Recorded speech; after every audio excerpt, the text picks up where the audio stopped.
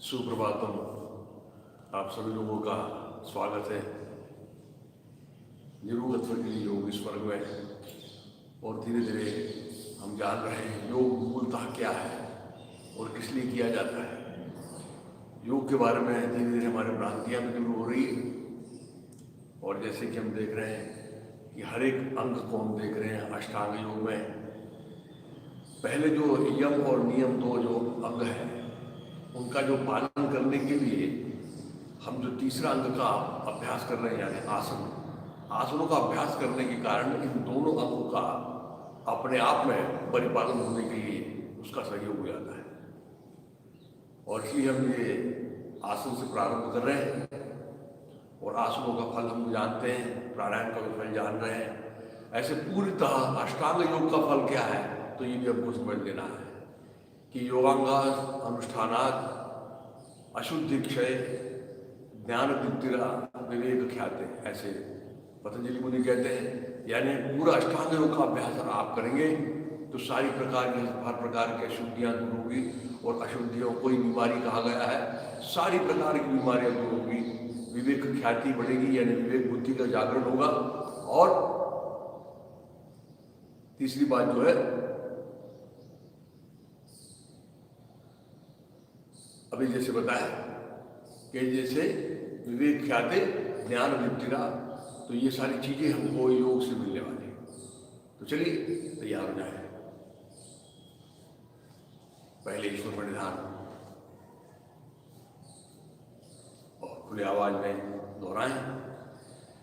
हे शिव शंकर नमामि शंकर, हे शिव शंकर नमामि शंकर, शिव शंकर शंभो, शिव शंकर शंभो, हे गिरिजापति भवानी शंकर, हे गिरिजापति भवानी शंकर, शिव शंकर शंभो, शिव शंकर शंभो, हे शिव शंकर नमामि शंकर, हे शिव शंकर नमामि शंकर, शिव शंकर शंभो, शिव शंकर शंभो, हे नंदीश्वर भवानी शंकर, हे नंदीश्वर भवानी शंकर, शिव शंकर शंभो, शिव शंकर शंभो, हे शिव शंकर नमामि शंकर, हे शिव शंकर नमामि शंकर, शिव शंकर शंभो, शिव शंकर शंभो, हे गंगाधर भवानी शंकर, हे गंगाधर भवानी शंकर, शिव शंकर शंभो, शिव शंकर शंभो, हे शिव शंकर नमामि शंकर, हे शिव शंकर नमामि शंकर, शिव शंकर शंभो, शिव शंकर शंभो, शिव शंकर शंभो, शिव शंकर शंभो, शिव शंकर शंभो, शिव शंकर शंभो, शिव शंकर शंभो। शिव शंकर शंभो। इस तरह से रोज ईश्वर का स्मरण और उसके कारण फिर मन शांत प्रसन्न। सुबह का समय वैसे भी आह्लादित होता है, उसमें और अधिक सात्विकता का भाव उसमें अगर जुड़ जाए तो ये सारा योगाभ्यास सहज रूप से प्रीत हो जाता है।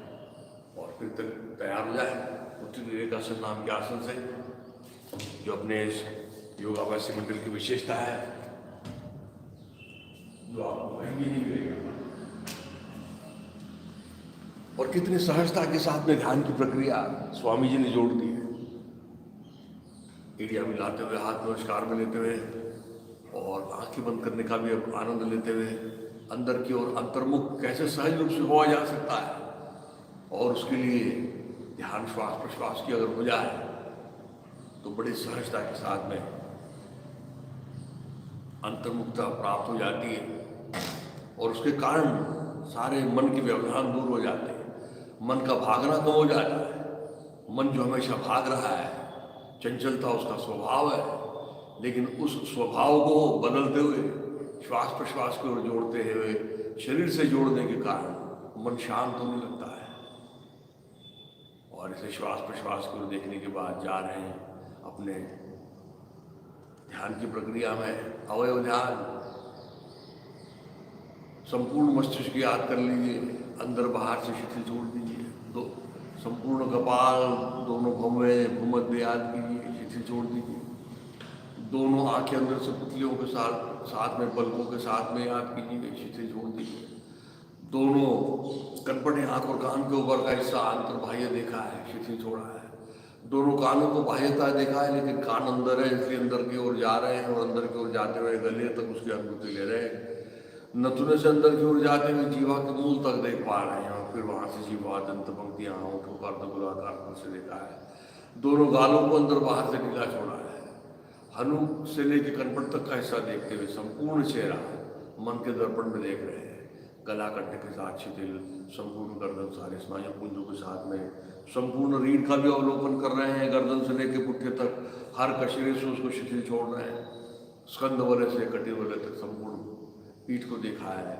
दोनों बगलों से दोनों कमर तक का हिस्सा देख रहे हैं। दोनों हाथ कंधों से बिल्कुल ढीले छोड़ते हुए दंड, कोहनिया, प्रकोष्ठ, हाथों के तलवे तक उनका स्पर्श देख रहे हैं। संपूर्ण सीना आड़े में खड़े हुए अंदर से बाहर से देख रहे हैं, और फिर पहुंच रहे नाभि कंध के पास, और नाभि कंधों को अंदर तक जोड़ते हुए संपूर्ण पेट गोलाकार रूप में अंतर बाह्य शिथिल छोड़ा है। दोनों गुट्ठों का जोड़, दोनों गुट्ठे, जंघाएं, घुटने, पिंडलियां, टखने, एड़ियां, तलपाओं की 10 उंगलियां, और ऐसे सारे शरीर को सर से लेकर पैर तक देखा है। शरीर को स्थिर होता हुआ है, शरीर स्थिर, मन शांत, और ऐसी प्रसन्न अवस्था में पूज्य बाल गुरुमूर्ति श्री जनार्दन स्वामी महाराज जिनके समाधि के सम्मुख पहुंच गए हैं। मन ही मन माथा टिका दिया, गुरु चरणों में संकल्प अर्पण कर रहे हैं कि हे स्वामी जी, जीवन में समाधान, सुख एवं निरोगी अवस्था प्राप्त होने के लिए यथाशक्ति क्यों न हो, किंतु निरंतर योगाभ्यास कर पाऊँ ऐसी प्रेरणा तथा बल प्रदान कीजिए। मनी मन टिकाया माथा, मन उठाया, मन की आंखें खोलिए, समाधि स्थल के दर्शन कर रहे हैं। उस पर अंकित स्वामी जी का संदेश स्पष्ट रूप में दिखाई दे रहा है। समाधानाय सौख्याय निरोगत्वाय जीवने योग में वाप्यसेत प्राज्ञ यथाशक्ति निरंतरम। समाधि स्थल पर अंकित स्वामी जी के पति चिन्ह अवतार सर्वविशेषणा की प्रतिकृति, स्वामी जी के पादांगुष्ठ, चरण कमल, पद कमल, कर कमल, कटि कमल, रुद्र कमल, और अंतुगत्वा मुख कमल भी दिखाई दे रहा है। तेजस्वी मुखमंडल, उन्नत भाल प्रदेश, माथे पर कुमकुम तिलक लगा हुआ, स्नेह पूर्ण राजपुष्प है, वे स्मितवदन, गले में रुद्राक्ष और स्फटिक मालाएं विराजित, मोतियों जैसी शरीर कांति, उस पर गिर वस्त्र प्रदान किए हुए, कमल दलवत पांव तथा खड़ाव पहने वैसी गुरुमूर्ति हमें आशीर्वाद प्रदान कर रही कि हमारा सारा योगाभ्यास गुरु पूजा के तौर पर सफल होने जा रहा है। और इसी समाधान में गुरु स्तवन खुले आवाज में सुस्वर सावधान एक साथ गुरुर्ब्रह्मा गुरुर्विष्णु गुरुर्देवो महेश्वरः गुरु साक्षात् परब्रह्म अस्मै श्री गुरवे नमः। कृष्णाय वासुदेवाय हरे परमात्मने प्रणतक्लेशनाशाय गोविन्दाय नमो नमः। गोविन्दाय नमो नमः। गोविन्दाय नमो नमः। तेरे बाद गुरुमूर्ति के मन लगाया है, प्रसन्न वदना वरदत्ता गुरुमूर्ति के आशीर्वाद प्राप्त हो गए। धीरे धीरे हाथ नीचे को छोड़ दें, पैर नंद ले ले, आंखें बंद रखें, शरीर संचार के लिए तैयार हो जाए। श्वास लेके रोके और मूल बंद लगाते हुए हर प्रक्रिया करना है। क्रिया पूर्ण होने के बाद श्वास छोड़ देना है। फिर वापस आने की तरफ श्वास लेंगे, रोकेंगे, मूल बंद लगाएंगे। चलिए श्वास लो, रोको, मुंह बंद लगाओ, दाहिनी तरफ मरोड़िए।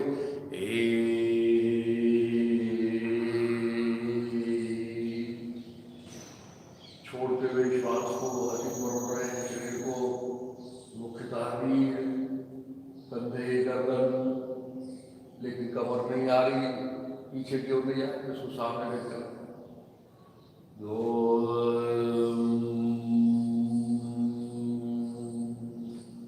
बाई तरफ श्वास लेकर रोक के मुंह बंद लगा।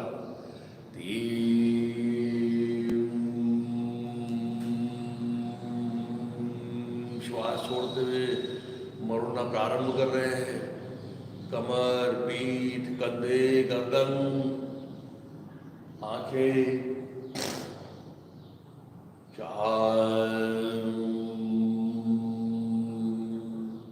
5 और 6 की क्रिया एक ही श्वास में।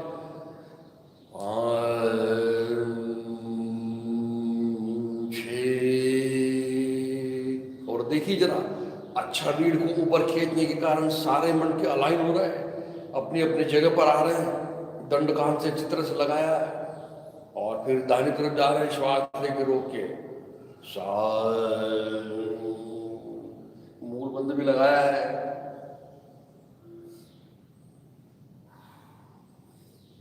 फिर श्वास लिया, रुका, मूल बंद लगाया,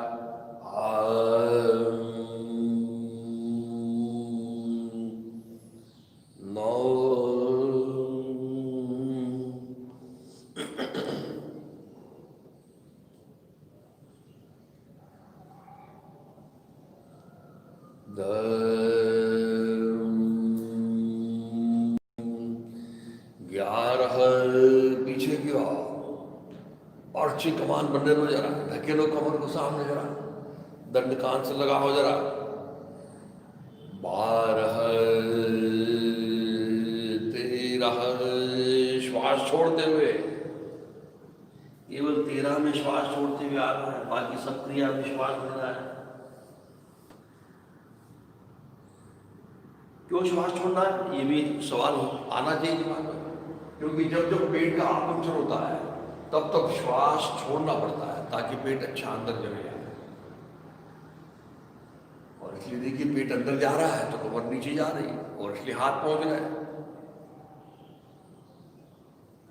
फिर श्वास को रोको, मुंह बंद लगाओ। 14, 15, 16,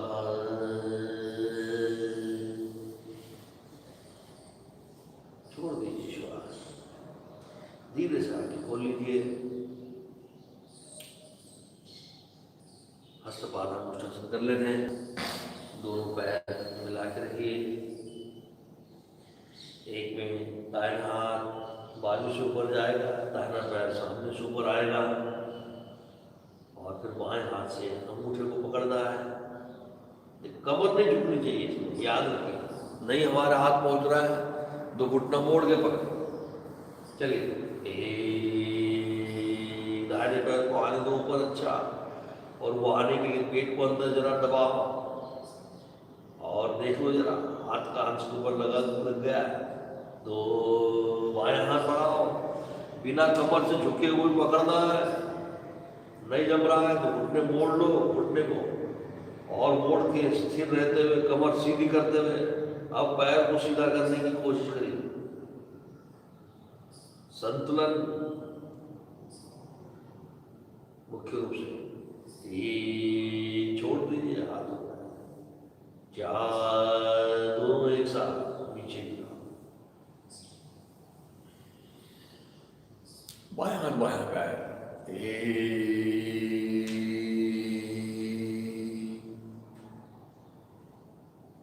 आ गया पैर, हाथ बढ़ा के देख लीजिए, 2, नहीं हो रहा है, घुटने को मोड़ ले, और कमर बिल्कुल सीधी करें, सबसे जरूरी चीज, और उठाओ जरा पैर, और सीधे हो जाओ जरा, और ताकत निकाल दो जरा, और थोड़ा मुस्कुराओ जरा। 3, हाथ छोड़ दो, 4, बहुत अच्छा, आनंद मंदिर आसन, दोनों हाथ को 2,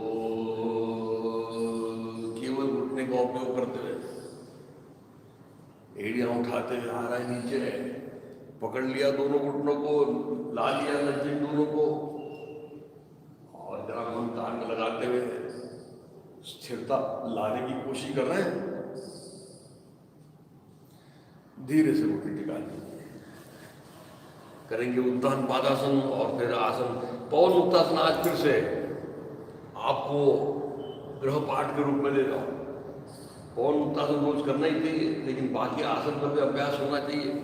अपने पास समय की कमी होने के कारण बाकी सारे आसनों का भी अभ्यास होना चाहिए, लेकिन ये रोज करना ही है।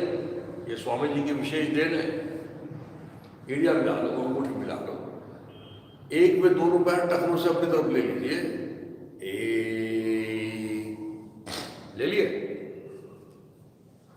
और फिर दो में क्या करना है,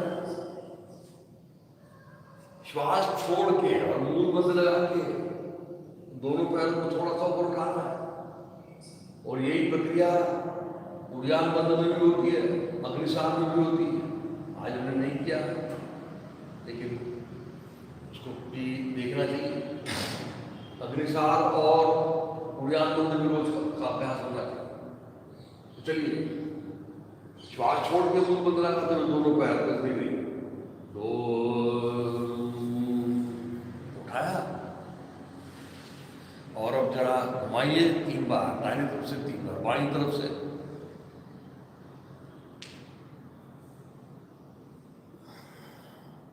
और जरा घुमाने के बाद में 3-3 बार धीरे से पैर नीचे रख दीजिए। 3 4, और चलिए अब दोनों पैर फिर से मिला लीजिए। अब जा रहे हैं सर्वांगासन, मत्स्यासन, ये आसन की तरफ। तो चलिए, एड़ी अंगूठे मिले हुए, एक में 45 अंश, 2 में पैर जब 90 अंश पाएंगे, हाथ नीचे की ओर, फिर हाथ का दबाव देते हुए मुंह बंद लगाते हुए पैर सर की तरफ 135 डिग्री, और फिर हाथ कमर के ऊपर रखते हुए पैरों को सीधा ऊपर उठा लेना है। 4, चलिए, श्वास लेके रोके, मुंह बंद लगाते हुए, 1 45 अंश, 2 हाथ नीचे आ रहे हैं, पैर ऊपर आ रहे हैं। अब श्वास छोड़ा, और फिर चलिए दोनों हाथ दबाते हुए, 3 मुंह बंद लगाते हुए, पैर सर की तरफ, और फिर 4 में दोनों हाथ कमर के ऊपर लगाते हुए उठाइए ऊपर पैर, 4 उठा लीजिए, मुंह बंद लगा के अच्छा जा रहे तो पैर ऊपर, और हाथ नीचे नीचे जा रहे और सीने को ठुड्डी के पास आने दो, तो ही सर्वांगासन आ गए। अब देख लीजिए, सारा भार दोनों कोहनियों को बढ़ा, और फिर उंगलियों का संधि संचालन करिए, अंदर की दबाइए, ढीला छोड़िए, तानिए बाहर की ओर, फिर टखनों से पैर को घुमाइए, दाहिनी तरफ से बाईं तरफ से, फिर दोनों पैर खोल दीजिए, पूरा भी बन जाने दे, और फिर दाहिने पैर को पीछे ले जाओ, बाएं पैर को सामने लाओ, दाहिना पैर सामने लाओ, बाएं पैर पीछे ले जाओ, ऐसा कमर से घुमाओ अच्छा, और फिर धीरे से दाहिना पैर नीचे लाओ, बाएं कान की तरफ नीचे लगाने की कोशिश, बाएं पैर नीचे लाओ, दाहिने कान की तरफ लगाने की कोशिश, और फिर स्थिर हो जाओ। इसमें धीरे धीरे समय बढ़ाना है हमको। 5, दोनों पैर जमीन से समानांतर कर लिए, हाथ जमीन से टिका दिए। अब ये मानो हलासन की 3 की स्थिति हो गई, तो यहां से पैरों को सामने खींचते हुए नीचे ले आएंगे। 4, ये सामने खींच रहे हैं ताकि फिर से सीना ठुड्डी से गड़ रहा है, और पैर को टखनों से फैला दिया और नीचे ले आ रहे हैं, लेकिन लगाना बना है, और पहुंचने के बाद देखिए घुटने से पैर सीधे हैं क्या, तो बड़ी बात। और फिर दोनों पैरों को थोड़ा दाहिनी तरफ ले आओ, थोड़ा बाईं तरफ ले आओ। तो अब इसका असर देखिए अंदर में जा रहा है बराबर। जहाँ हमारी आखिरी पसली खत्म होती है वहाँ जो है अंदर में दबाव का निर्माण होता है, और उसके कारण वहाँ पैनक्रियास के ऊपर उसका परिणाम, रीढ़ के ऊपर परिणाम, पेट की सारी इंद्रियों के ऊपर उसका परिणाम, गला ग्रंथियों के ऊपर परिणाम, लीवर के ऊपर भी इसका परिणाम। थोड़े से ऊपर ले लीजिए। 6 धीरे धीरे हाथ का उपयोग करते हुए पुट्ठों को टिकाइए बिना गर्दन उठाए। 7 दोनों पैर 45 मिनट में हाथ ऊपर, 8 नीचे। चलिए मत्स्यासन करेंगे आज।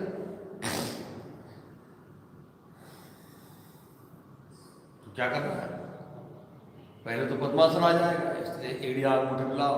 एक दाहिना पैर बाईं जंघा को, 2 बायां पैर दाहिनी जंघा को, और अब कमर से ढीला छोड़ते हो, दोनों घुटनों को जमीन की तरफ आने दो, हाथ ऊपर ले लो, दंड कांध से लगा लो, और अब दोनों हाथ कोहनियों से ऊपर उठाते हुए कोहनियों से मोड़ते हुए नीचे लाएंगे।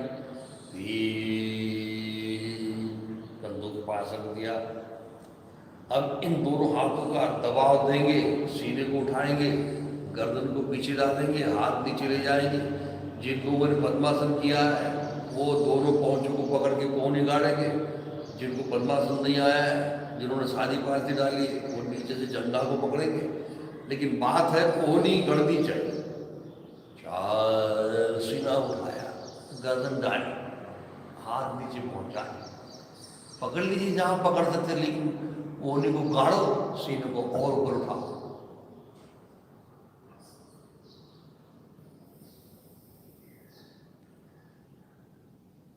सीना ऊपर ऊपर आना चाहिए।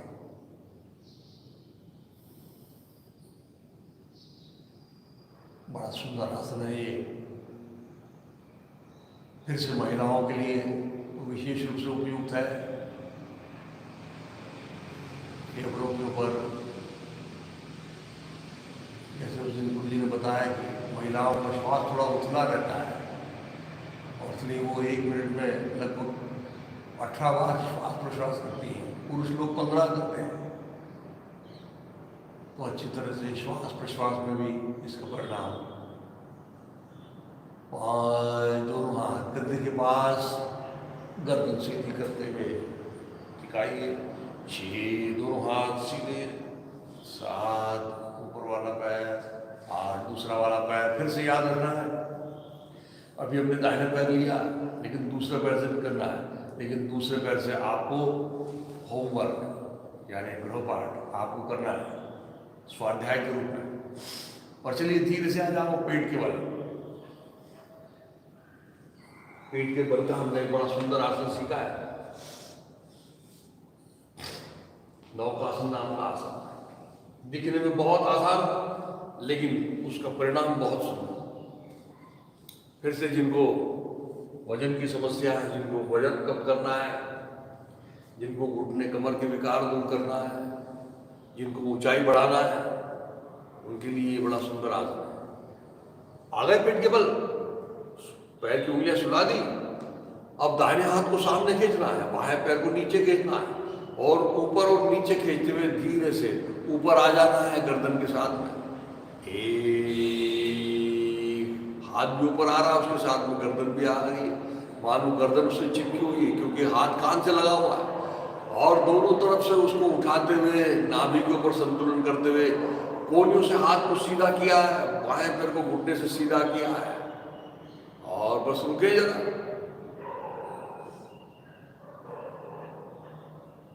है ना आसान? 2 नीचे रख दिया। अब बाएं हाथ सामने खींचेंगे हर जोड़ से, दाहिना पैर नीचे खींचेंगे, और नीचे ऊपर खींचते हुए मानो उसका परिणाम ही ऐसा हो रहा है कि ऊपर आने में सहयोग हो रहा है। ये गर्दन भी उसके साथ में आ रही है, लेकिन हाथ कान से लगा हुआ है। ऐसा नहीं है कि हाथ कहीं और है, गर्दन कहीं और है।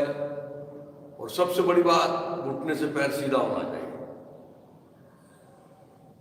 नाभि के ऊपर संतुलन और मणिमन देखो जरा, दोनों तरफ से हम इक्वली ऊपर आए हैं। अपने आप को अंदर से महसूस कराइए।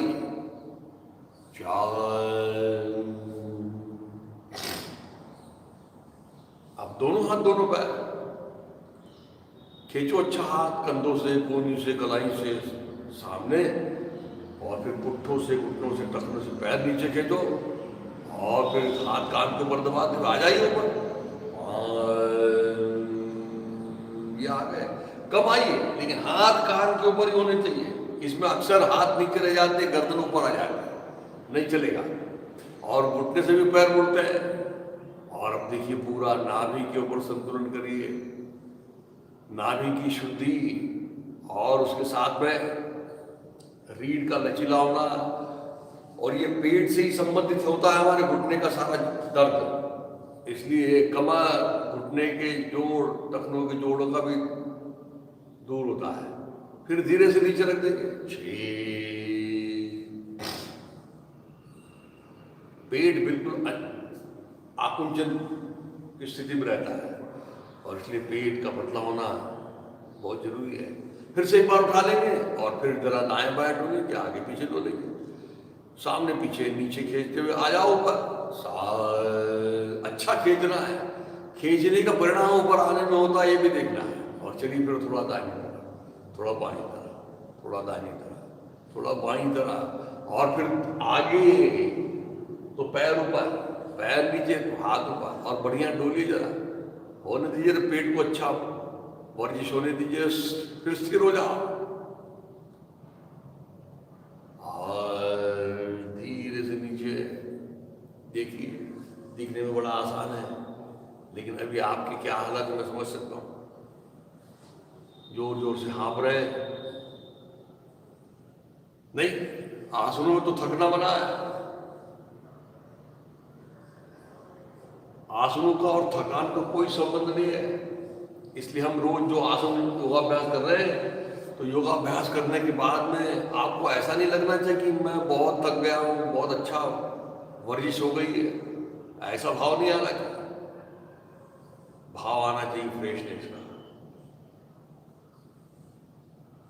कि जो स्थिति पहले योगाभ्यास से थे उससे कहीं बेहतर स्थिति आज अभी योग करने की बात है। एक फ्रेश, उत्साह का अनुभव होना चाहिए, ये मूल बात है। जैसे रोज हम नहाते हैं, तो नहाने के पहले की और नहाने के बाद की जो स्थिति होती है वही है योगाभ्यास में। उसी तरह का फ्रेशनेस, एक उत्साह, एक ताजगी आनी चाहिए। और अगर ऐसा कोई आसन करते हुए थकान आ जाती है, तो थोड़ा सा आराम कर लेना चाहिए। श्वास प्रश्वास सामान्य होने के बाद में दूसरे आसन में जाना चाहिए। और चलिए, दोनों दो हाथ सीने के पास रखो, गर्दन उठाओ, सीना उठाओ, और वज्रासन में बैठते हुए आज फिर से एक नई चीज सीखने जा रहे हैं। रोज नई कुछ ना कुछ हम ऐड करते चले जा रहे हैं। आज हम एक आसन, एक चीज सीखने वाले हैं जिसको मुद्रा कहते हैं। अभी आपने देखा जो हमने नौकासन किया, तो नौकासन में जाने के बाद पूर्ण स्थिति में हमको जितना देर रुकना है उतने देर हम रुक रहे हैं सामान्य श्वास प्रश्वास में। लेकिन आज हम जो मुद्रा सीखने जा रहे हैं उसको कहते हैं योग मुद्रा। ये मुद्राओं का भी बड़ा महत्व है योगाभ्यास में। मुद्रा का मतलब होता है मुद, मुद यानी आनंद, और द्रा यानी प्रकर्ष से जो आनंद देने वाली ऐसी कोई प्रक्रिया है उसको मुद्रा कहते हैं। और इन सारी मुद्राओं का संबंध हमारे आंतरिक शक्तियों से है, जिसको योग की भाषा में कुंडलिनी शक्ति कहा जाता है। तो हमारी आंतरिक शक्तियों को बढ़ाने वाली ऐसी मुद्रा है। तो मुद्रा में और आसन में क्या फर्क होता है? तो जैसे हम देखते हैं कि कोई भी आसन करने जाते हैं तो पहले श्वास लेते हैं, रोकते हैं, मुंह बंद लगाते हैं, और वो स्थिति में जाने के बाद क्या करते हैं, हम श्वास छोड़ देते हैं और सामान्य श्वास प्रश्वास में रुकने की कोशिश करते हैं। लेकिन मुद्राओं में क्या करना पड़ता है कि श्वास लेके तो जाना है, जैसे प्राणायाम की भाषा में अंतर कुंभक में जाना और उसी अंतर कुंभक में रुके रहना है जरा, और फिर जब श्वास छोड़ने की इच्छा हो जाती है तो श्वास छोड़ने के बाद में बहिर्कुंभक में आना है, यानी श्वास छोड़ के बिना लिए हुए आना है। तो जरा देख लेते इसको क्या कैसे करते हैं योग मुद्रा को। एक में दाहिना पैर बाईं जंघा के ऊपर, एक दो, बायां पैर दाहिनी जंघा के ऊपर, यानी क्या हो गया, ये तो हो गया पद्मासन। और पद्मासन के बाद में अब हाथ को पीछे बांधेंगे जैसे हम पाद संचालन में बांधते हैं। तीन, यहां तक की सारी प्रक्रिया समान है ना। अब देखिए, अब जा रहे हैं हम चार की इसकी पूर्ण स्थिति में कैसे करना है कि श्वास लेना, रोकना, मूल बंद लगाना और कमर से सामने नीचे जाते हुए कपाल लगाना, हाथ को ऊपर उठाना, लेकिन रोके हुए श्वास को रोक के ही रखना। चलिए, श्वास लिया, रोका, मूल बंद लगा, ये देखिए कमर से जा रहे हैं, चार, ये कमर से जा रहे हैं, सीना आ रहा है, ठुड्डी आ रही है और नाक अंदर जाते हुए कपाल लगा और हाथ ऊपर आ गए। लेकिन अब यहाँ श्वास को हम क्या करते हैं, आसनों में छोड़ देते हैं पहुंचने के बाद, लेकिन यहाँ रोक के रखना है।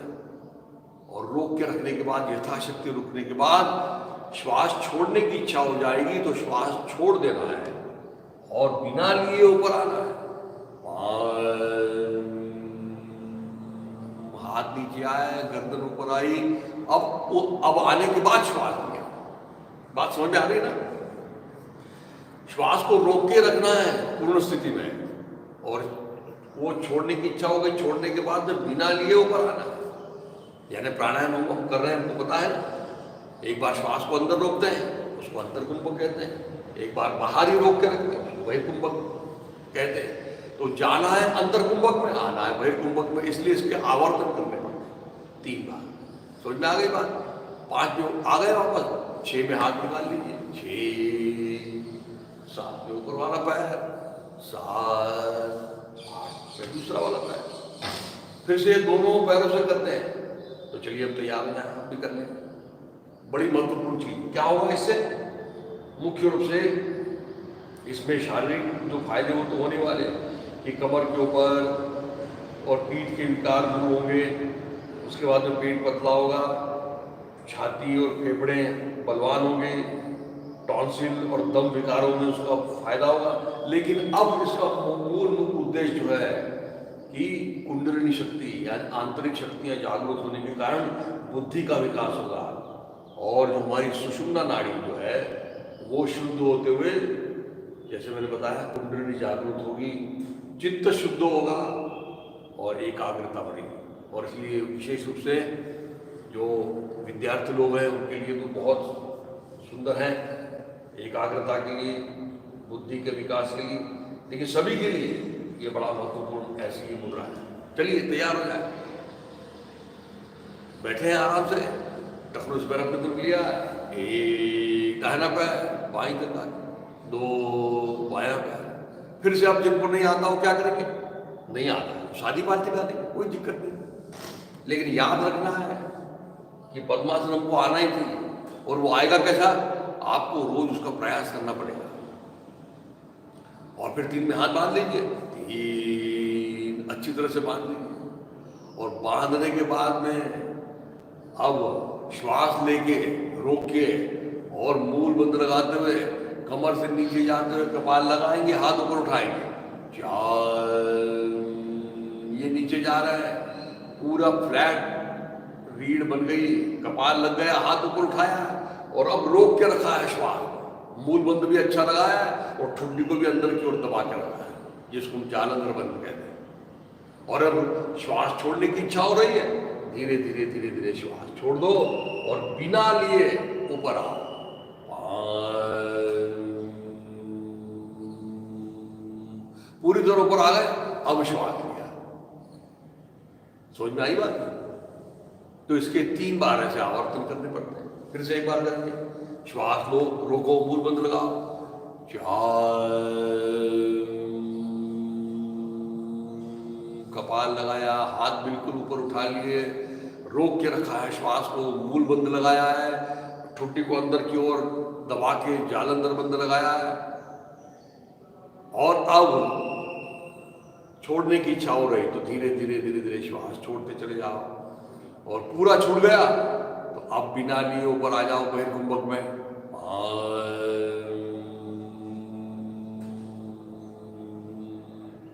अब श्वास लिया है तो ये बड़ी महत्वपूर्ण ऐसी मुद्रा है, तो 3 बार करना पड़ता है, लेकिन हमने 2 बार ही किया है। 5 6 दोनों हाथ निकाल दीजिए, 7 बायां पैर निकाल दीजिए, और फिर दाहिना पैर निकाल दीजिए। अब हमने दाहिने पैर से तो किया है पद्मासन, अब बाएं पैर से आपको करना है फिर से स्वाध्याय के रूप में वर्ग के बाद में, लेकिन करना जरूर है, नहीं तो ये सब आधा अधूरा हो जाएगा। चलिए, और अब आ जाइए कपालभाति की, क्योंकि अब जा रहे हैं कपालभाति और प्राणायाम के अभ्यास के लिए।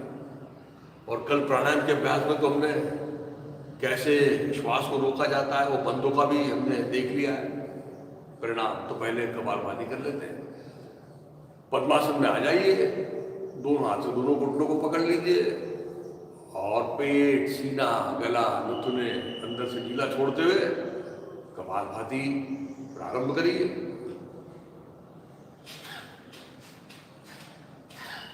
कपालभाति के हर स्ट्रोक के साथ में मूल बंद लग रहा है ना।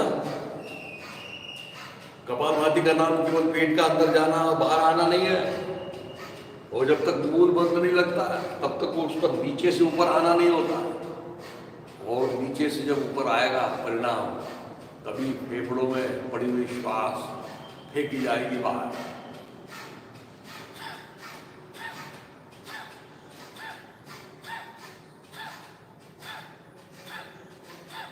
और ऐसा आवाज आ रहा है ना, मेटेलिक साउंड।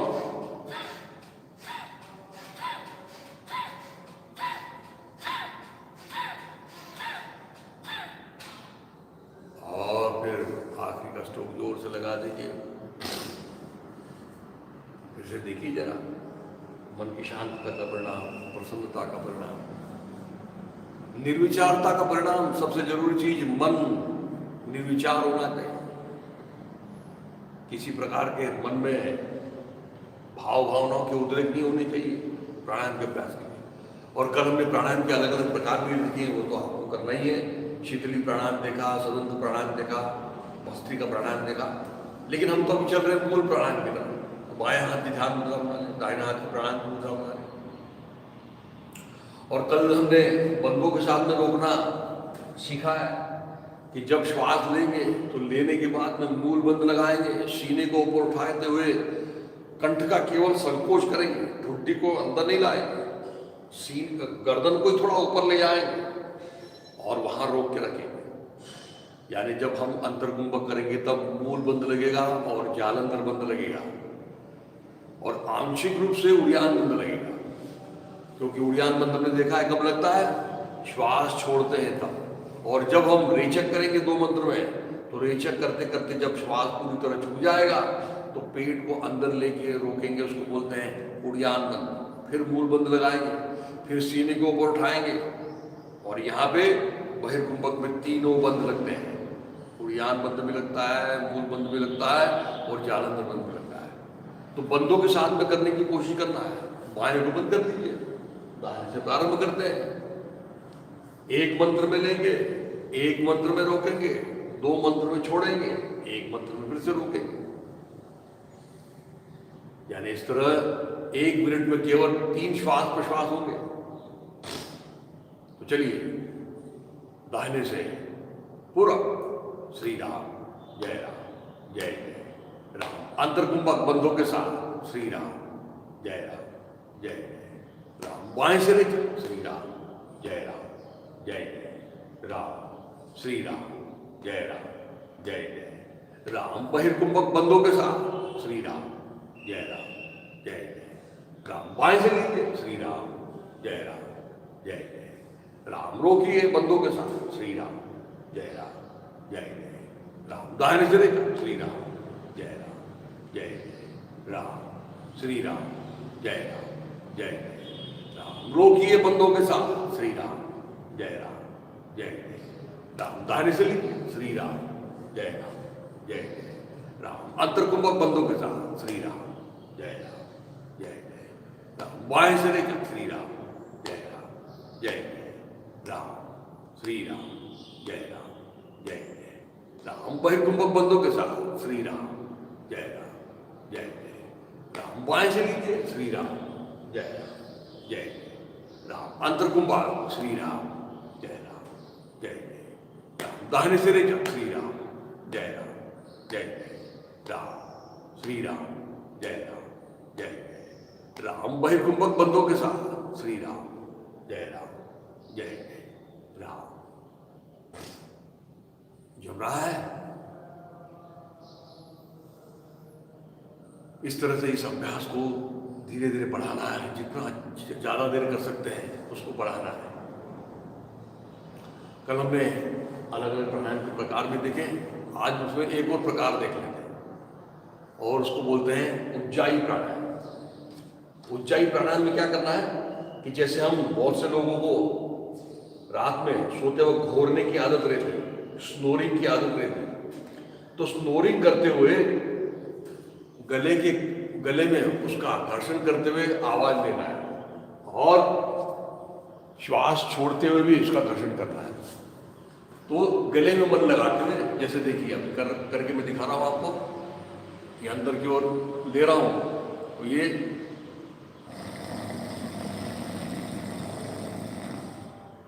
लिया अंदर की ओर, अब छोड़ते हुए फिर से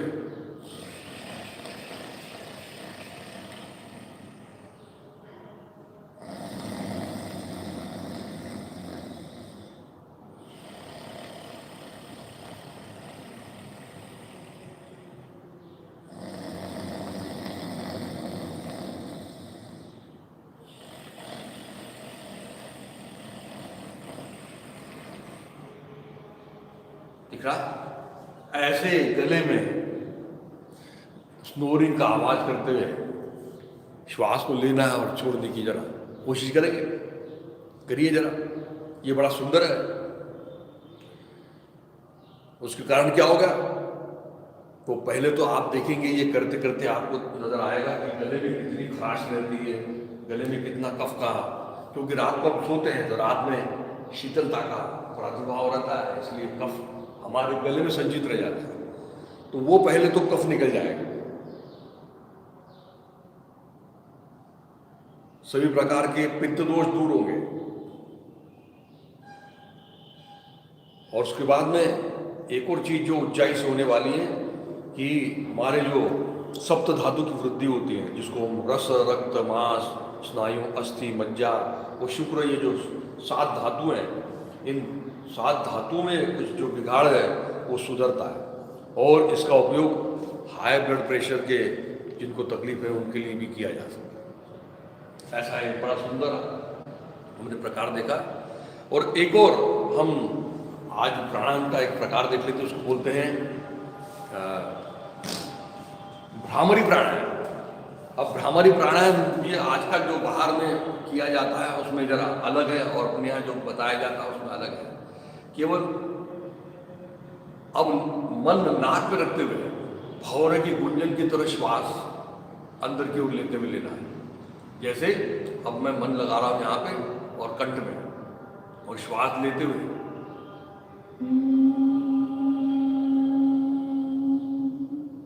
श्वास छोड़ते हुए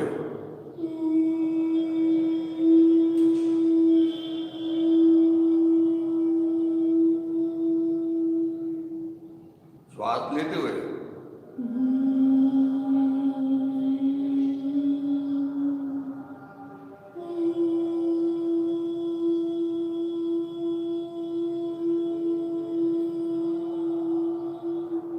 श्वास लेते हुए और छोड़ते हुए दोनों बार अलग अलग आपको अनुभव आना चाहिए।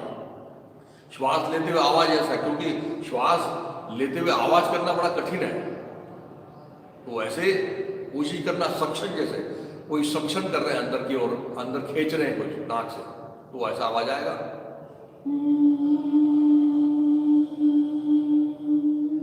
श्वास छोड़ते हुए बड़ा आसान है।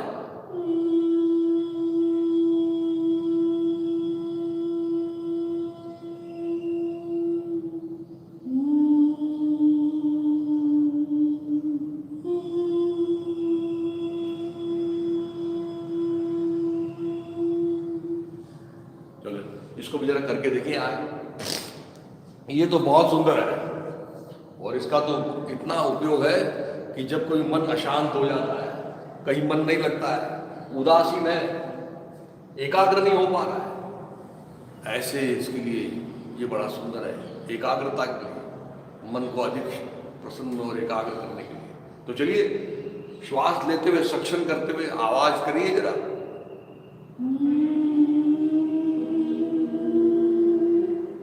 श्वास छोड़ते हुए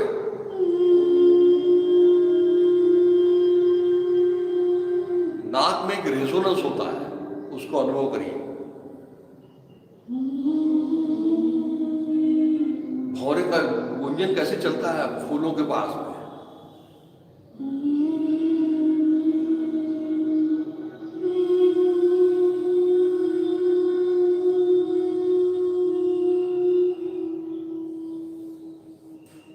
कोशिश करना है जरा थोड़ा मन लगा के। और चलिए अब कोनिया कमर से लगी हुई है, ओंकार कर लेते हैं। ओंकार तो सर्वश्रेष्ठ साधना है, ओंकार से बढ़कर और कोई चीज नहीं है, ध्यान की प्रक्रिया है। चलिए ओंकार प्रारंभ करें।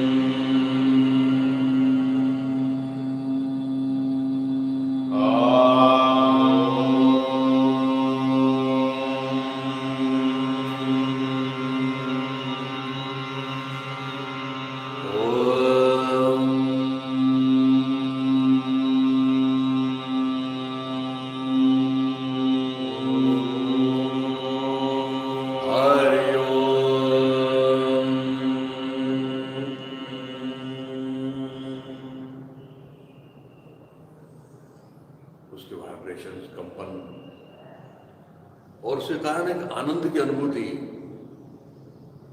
जो बड़ी महत्वपूर्ण है। और आनंद तो केवल आपके अस्तित्व सत्ता से आता है। आनंद सबसे महत्वपूर्ण चीज है और ये आनंद अब छाया की भांति हमारे साथ दिन भर रहने वाला है। इस भाव के साथ में धीरे धीरे देह बांध लेते हुए आंखें खोलिए और तैयार हो जाएं प्रार्थना के लिए। दोनों घुटने मिले हुए, हाथ नमस्कार में, खुले आवाज में, सुस्वर, सुस्पष्ट, सावकाश, एक साथ। असंख्यात नावे जयादेत लोक परिनित्यतो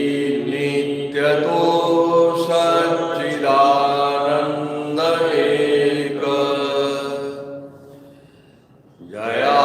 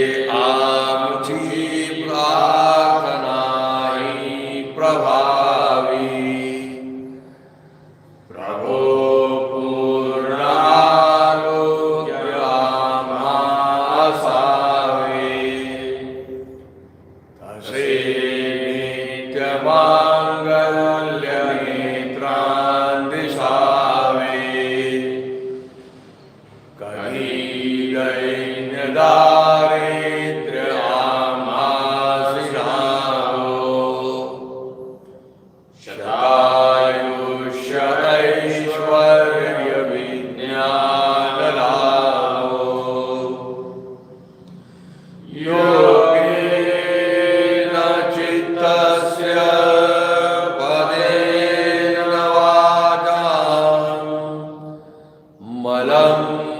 शरीरस्य च वैद्यकेन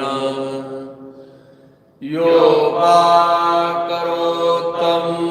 प्रवरं मुनीनां पतञ्जलिं प्राञ्जलिरानतोऽस्मि। ॐ पूर्णमदः पूर्णमिदं पूर्णात् पूर्णमुदच्यते पूर्णस्य पूर्णमादाय पूर्णमेवावशिष्यते। ॐ शान्ति शान्ति शान्तिः। सद्गुरु श्री जनार्दन स्वामी महाराज की जय।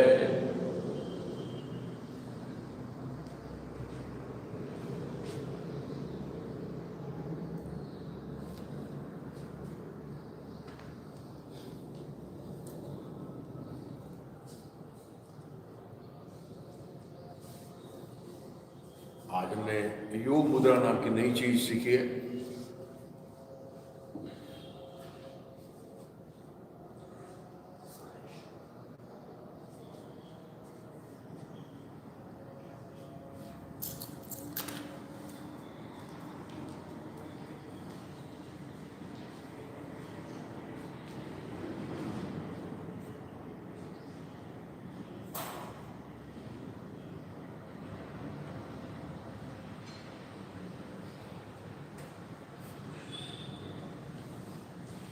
नमस्कार।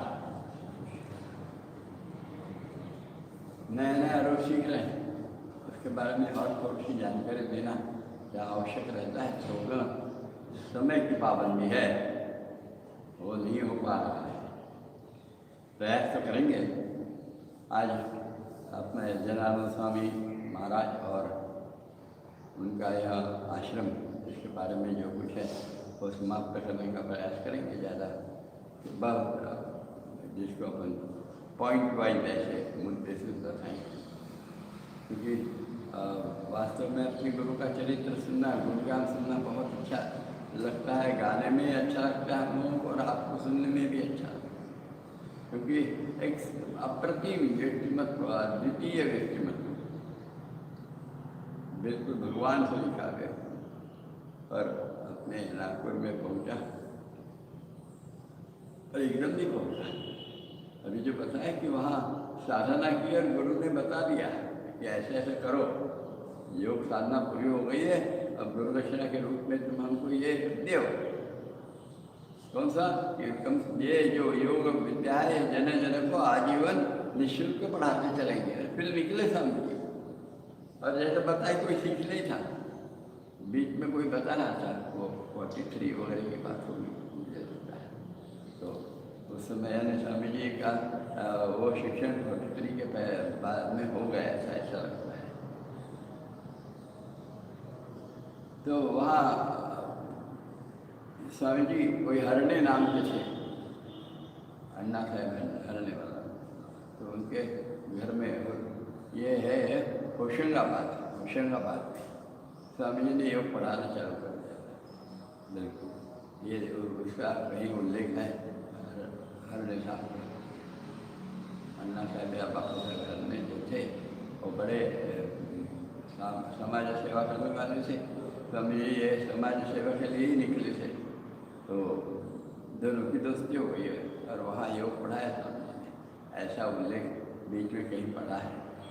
तो वहाँ पढ़े। फिर हम रायपुर गए थे, तो रायपुर वाले घर में लोगों ने बताया, अरे हाँ हमारे यहाँ स्वामी जी आए थे, हमारे घर में बोलते हैं, कोई ऐसे व्यक्तिमत्व साधु सन्यासी आया था जिसने कुछ बताया, और वो जनार्दन स्वामी थे। ऐसे बताने वाले भी लोग रायपुर में, यूपी में कितने जगह, जबलपुर में, इंदौर में, वहाँ गए हम इंदौर में, तो वहाँ भी एक निःशुल्क पढ़ाने वाले डॉक्टर थे।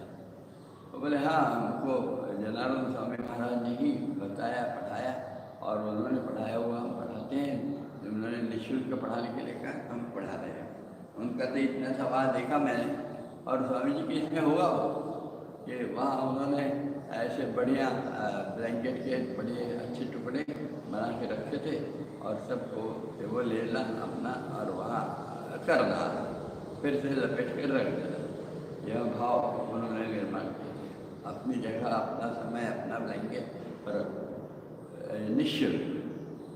तो यह काम धीरे धीरे, और फिर अमरावती में तो आए थे 46 में, 1946, और अमरावती में रुके 2-3 साल रुके, ऐसा कहते हैं।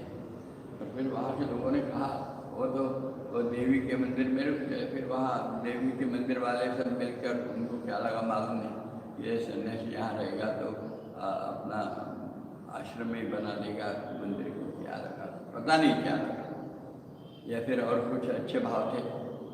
तो उन्होंने स्वामी जी को कहा कि आप अमरावती तो छोटा गाँव है, मैं यहाँ क्यों रहते हो, नागपुर जाओ। और फिर उन्होंने कहा तो स्वामी जी को समझता तो सब है, पूर्ण ज्ञान रहता है ना, तुम ज्ञानमयो विज्ञानमयोसी, ऐसे तो है थे अपने गुरु महाराज। तो फिर उनको समझ में आया कि इनकी इच्छा है कि मैं यहाँ ना रहूँ, तो वे निकल पड़े जैसे, और निकले तो नागपुर में आप पहुँचे, और नागपुर में आप पहुँचे तो वहाँ महल में संघ कार्यालय वगैरह जहाँ है वहाँ कहीं तो भी रुके होंगे ऐसा लगता है। पर तुरंत बरड़ी में रहने लगे, और बरड़ी में आ गए, और वहाँ से फिर योग कार्य उनका चालू हो गया। और वह योग कार्य कैसा, लोग तो योग करना ही नहीं चाहते, तो फिर जहाँ बहुत सीरियस पेशेंट है जिस घर में, डॉक्टर ने भी हाथ टेक दिए है, डॉक्टर बोलता है दवा काम नहीं करेगी, दवा ही काम करेगी, तो करेगी भाई, ऐसी पेशेंट की हालत है। तो फिर ऐसे जगह स्वामी जी कैसे पहुंच जाते हैं पता नहीं, पर स्वामी जी पहुंच जाते हैं, और पहुँच कर फिर उनका वो तेजस्वी चेहरे पे मंद मंद स्मित है, आश्वस्त करनारे नयन, यह उनका विशेष है। देखने वाले को जैसे देखे स्वामी जी को ऐसा लगे कि अरे ये तो अपना तारणहार आ गया है। और फिर स्वामी जी बोलते रहे कि आपके घर में कोई ऐसे हैं, पेशेंट हैं, बीमार है। अब शब्द स्वामी जी क्या किसी ने बताया, अपन भी जानते नहीं, पेशेंट शब्द अपने दिल से निकलता है। स्वामी जी का कहना यही था कि कोई बीमार है तो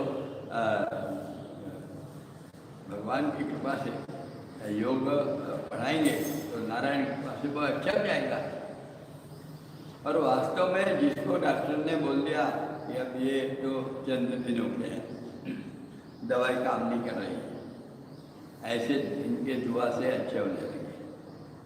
और इसलिए स्वामी जी के बारे में एक नई श्रद्धा समाज में निर्माण, श्रद्धा हो गई। तो स्वामी जी को लोग कहने लगे, कुछ लोग जो अच्छे जानकार रहते हैं, सोच वाले रहते हैं, बोले स्वामी जी आप बीमारी दुरुस्त करते हैं, पर बीमारी आए नहीं इसलिए आपसे पढ़ाओ ना। तो स्वामी जी बोले हाँ उसी के लिए पढ़ाएंगे। और फिर योग बोले 4-6 लोग इकट्ठे आ गए, तो स्वामी जी ने आज पढ़ा दिया कुछ, और पढ़ाया तो बताया मैं 8 दिन के बाद आऊँगा। स्वामी जी परिव्राज होते हैं, आपको ये बता क्या पता है, स्वामी जी के पास इतनी अड़चने थी कार्य में, वे परिव्राज कर जाते, यानी 3 दिन 3 रात एक जगह नहीं रुक सकते, और एक बार सामने निकल गए तो पीछे फिर से वापस एकदम नहीं आ सकते रहे। तो पूरा चक्कर मार कर जब मैं आएगा तो वापस आएंगे। पर अभी अरे यार आज तो भूल गया पेन लेने के लिए, और इसलिए वापस आ गए, निकले और वापस, ऐसा नहीं चलता रहा। परिव्राज 3 दिन 3 रात एक जगह रुकना नहीं, एक बार निकले तो फिर से मुड़कर वापस आना नहीं, घूम कर आ सके, घूम कर नहीं आ। इसके बाद में आयाचित बताया था कि मुझे पता नहीं, आयाचित कभी भी किसी से भी कुछ भी नहीं मांगना। अग्नि निर्माण करना स्वामी जी, उनको यज्ञ की विधि में अग्नि मंथन आकार, अग्नि मंथन में लकड़ी के ऊपर लकड़ी रगड़कर अग्नि निर्माण करना, ये यज्ञ की विशेषता होती है। और यह अग्नि, और फिर अग्निहोत्र चलता रहा, तो हर अग्निहोत्री ऐसा अग्नि संभाल के रखता था, अखंड अग्नि उसके यहाँ जलता ही रहता, अग्निहोत्र। तो ऐसे अग्नि निर्माण करने वाले स्वामी जी को बताया, अग्नि सिलगाना नहीं, अग्नि के पास बैठना नहीं, अग्नि सीखना और सेकना नहीं, कुछ अग्नि से संबंध नहीं, धातु के बर्तन वापरना नहीं। आकाश व्रत था तो उसको अनिकेत बोलते हैं, अनिकेत व्रत, अया चित्र अनिकेत। तो फिर अपना मठ नहीं बनाना, अपनी झोपड़ी नहीं बनाना, अपनी कुटिया नहीं बनाना, अपना आश्रम नहीं बनाना, कुछ नहीं। वो आकाश यही रहेगा उनका खुद का छत, नहीं तो किसी के घर में रह रहेंगे, पर अपना कुछ नहीं करेंगे। एक भगवा कपड़ा पहनेंगे, एक ओढ़ेंगे, ऐसा एक सूट रखेंगे। पानी पीना है तो यदि रास्ते में नल मिल गया है कारपोरेशन, तो उसके लिए कटोरी, कुआं मिल गया तो कहीं जोर बांधने की रही तो निकाल के पी लेंगे। कटोरी उसके लिए नारियल की कटोरी थी, खत्म। इतना ही चीज़ थे स्वामी के पास, बाकी कुछ नहीं था। अपनी प्रॉपर्टी जिसको कहें वो इतनी, ये सन्यास, इसको सन्यासी बोलते हैं। नो प्रॉपर्टी है, कुछ नहीं। ऐसा महान सन्यासी है। तो नागपुर में आया तो लोगों ने कहा कि अब हम योग सीखना चाहते हैं, तो सीखना चालू हो गया उनका। और योग सीखते सीखते लोगों ने स्वामी जी बोले अब आज दिन तुम करो, वर्ग अगले मंगल को आऊँगा तो फिर नया पढ़ाऊँगा, और नया पढ़ाऊँगा। तो आगे वर्ग चालू हो गया। ऐसे वर्ग के बाद किताबें चालू करेंगे, किताबों के बाद शिक्षक तैयारी करेंगे, फिर योग प्रकाश चालू करेंगे, योग सम्मेलन चालू किया। मुख्यतः महिलाओं के लिए योग, ये स्वामी जी की बहुत बड़ी देन है योग शास्त्र में। महिलाओं के लिए योग नहीं था, पुरुषों के लिए था। हाँ, तो गुप्त विद्या, ये गुप्त विद्या को ऐसा जाहिर कर दिया उन्होंने। लोग अभी भी कहते हैं स्वामी जी की जो किताब है बहुत अच्छी है, उसको कॉपीराइट बना नहीं है। बोले कुछ कॉपीराइट वगैरह नहीं है, जाएगी, जनता करेगी। स्वामी जी का जनता के लिए है, संतों का कहाँ है? वेद उपनिषद ज्ञानेश्वरी कॉपीराइट है नहीं, सब जनता के लिए, समाज के लिए, मनुष्य प्राणी के लिए। ऐसा एक विलक्षण भाव स्वामी जी के दिल में था। और 1 मिनट आज फिर से ज़्यादा हो गया है, और थोड़ा सा रह गया है, कल अपन समाप्त करेंगे। कल समाप्त होगा, आज यही रुक जाए।